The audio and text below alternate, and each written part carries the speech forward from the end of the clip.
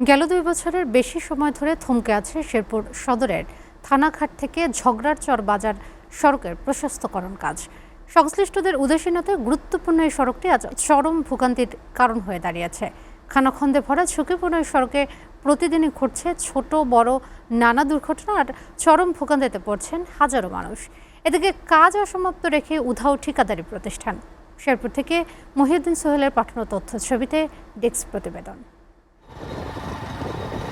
শেরপুর সদরের থানাঘাট থেকে চিবর্দি উপজেলার ঝগড়াচর বাজার সড়কের ৩,৭৫০ মিটার অংশ প্রশস্তকরণের কাজ শুরু করে স্থানীয় সরকার প্রকৌশলী অধিদপ্তর।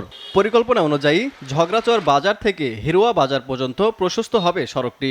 দরপত্র অনুযায়ী কাজটি পেয়েছিল বরেন্দ্র কনস্ট্রাকশন লিমিটেডের একটি ঠিকাদারি প্রতিষ্ঠান।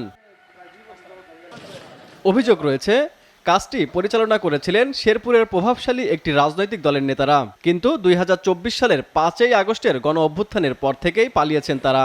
এরপর থেকেই বন্ধ প্রশস্তকরণের কাজ। এতদিনেও এলজিইজি কোনো ব্যবস্থা নেয়নি ঠিকাদারি প্রতিষ্ঠানের বিরুদ্ধে। ঠিক করে দেওয়া কথা প্রমাণ করলো, নাইফি নিয়ে গেল, কতবার নাইফি নিয়ে গেছে, না পরে গাথা করলো সরকার গেলগা।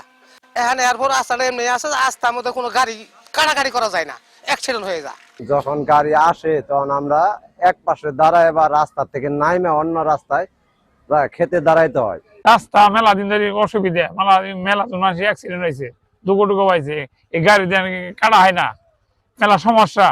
এটা রুগী মুগী নিয়ে আসে শেরপুর হাসপাতাল নিয়ে যাবো, যাওয়ার পাই না। আমাদের জোর দাবি তাড়াতাড়ি এই রাস্তাটা যেন হয়। স্থানীয়রা জানান, দিনে কোনো মতে চলাচল করা গেলেও রাতে হয়ে ওঠে ঝুঁকিপূর্ণ সড়ক। সরু রাস্তা, পাশে নেই ফাঁকা জায়গা, ফলে দুটি গাড়ি পারাপারের সময় প্রায়ই ঘটে ছোট বড় দুর্ঘটনা। আওয়ামী লীগ সরকারও বলাইছে, ঠিকাদারও বলাইছে, আমরা এটাই আবেদন জানাই যে আমাদের রাস্তাটা যেন তাড়াতাড়ি একটা ব্যবস্থা হয়। দুইটা গাড়ি ঠিক মতন ওভারটেক করতে পারি না।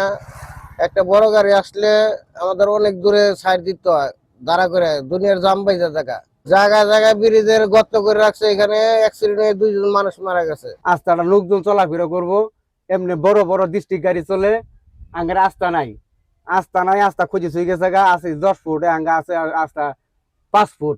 পলাতক ঠিকাদারকে চূড়ান্ত নোটিশ দেওয়ার কথা জানিয়েছেন উপজেলা স্থানীয় সরকার প্রকৌশলী অধিদপ্তর।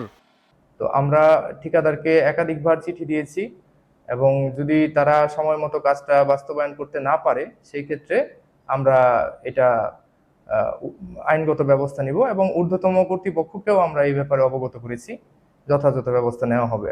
২০২৩ সালের ২০ ডিসেম্বর ৫,৯৩,৯২,০০০ টাকা ব্যয়ে সড়কটি প্রশস্তকরণের কাজ শুরু। শেষ হওয়ার কথা ২০২৪ সালের ১৯ ডিসেম্বর। শুধু সড়কের পাশে গর্ত খুঁড়ে ঠিকাদারদের পালিয়ে যাওয়ায় দুর্ভোগের সাথে দুর্ঘটনা যেন নিত্যদিনের ঘটনা হয়ে দাঁড়িয়েছে। SA TV news desk.